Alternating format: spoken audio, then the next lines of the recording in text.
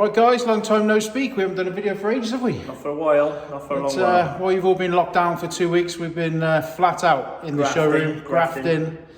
Yeah, knees are sore, back's gone.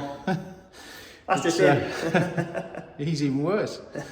But yeah, we've achieved a lot. We've knocked through, doubled the size of the showroom, and it's not quite finished. We've still got a weekend of work ahead of us.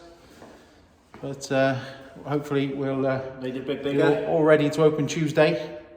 Yeah. Still got, by the time all the with the lockdown and COVID and everything, it was probably going to be next year before we get all the appliances and everything in. But yeah. I hope. With all that the backlog of appliances, it's just been a bit of a pain in the backside, but we're going through it, mate. But at least the grafting's done, and the showroom looks fantastic. So you'll all have to come and see it. I'll put some photos on now. We'll have a big party, hopefully. Yeah, when we're allowed. Big party next year. Until then, take it easy. Bye bye.